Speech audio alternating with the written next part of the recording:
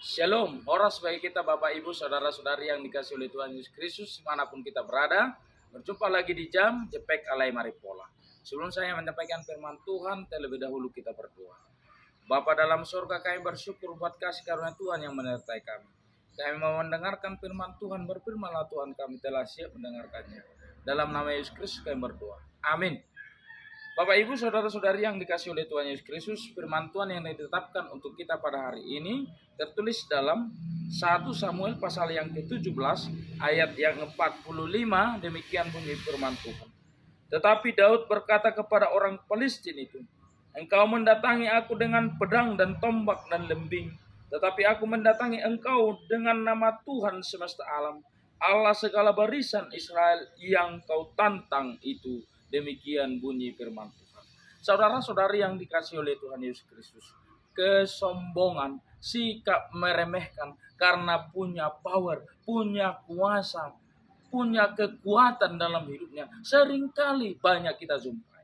Adalah seorang yang bernama Julius Long, yang ketika itu badannya kekar, dia petinju hebat. Ketika tahun 2021 dia bertanding melawan Emi Oiho. Ketika itu Emi Oiho juga seorang petinju hebat, petarung hebat. Mereka bertanding dalam pertandingan itu. Julius Long meremehkan Emi Oiho. Dia meremehkan dan menghina, mencemooh Emi Oiho dalam pertandingan itu. Dalam ronde pertama sampai ronde ketiga pertandingan itu sangat sengit. Dan terlihat Julius Long meremehkan Emi Oiho. Di ronde keempat, Julius Long sempat menjatuhkan Emi Oiho. Dan di ronde 5, 6, 7, Julius Long kehabisan tenaga. Sampai kepada ronde ke-8, Emi Oiho dapat mengkaukan Julius Long yang besar badannya, yang kekar, yang jauh lebih besar dari Emi Oiho. Saudara-saudari yang dikasih oleh Tuhan Yesus Kristus, demikian juga yang terjadi antara Goliat dan Daud. Goliat adalah orang yang ditakuti di dalam orang Palestina. Dia pemucai tinggi, 6 hasta sejengkal, dia kekar, dia kuat. Dia meremehkan lawannya yaitu Daud.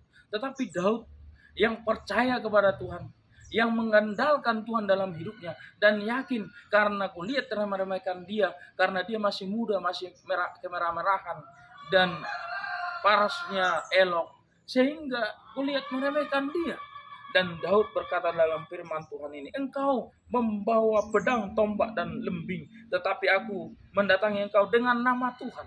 Dengan nama Tuhan, Daud mengalahkan Goliat yang besar dengan batu dan melemparnya kepada dahi Goliat. Goliat terjatuh dan mati tersungkur. Itu adalah kuasa daripada Tuhan menemani Daud mengalahkan Goliat yang sombong tersebut. Saudara-saudari yang dikasih oleh Tuhan Yesus Kristus, apa yang mau kita ambil dari firman Tuhan itu menjadi renungan dalam hidup kita. Marilah kita jangan sombong dalam hidup ini. Tidak ada yang bisa kita sombongkan. Kalau engkau punya kuasa, kalau engkau kuat, kalau engkau punya segala-galanya, jangan engkau sombong. Tetapi ingatlah bahwa segala sesuatu itu bersumber dari Tuhan. Dan jangan meremehkan orang lain. Jangan mencemooh orang lain. Kalau dia mungkin lemah, kalau dia mungkin orang yang tidak punya kekuatan, tidak punya kuasa. Tetapi ingatlah, ada Tuhan bersama dia. Ketika Tuhan diandalkan, semua akan dikalahkan oleh Tuhan kita. Oleh sebab itu, andalkanlah Tuhan dalam hidup ini.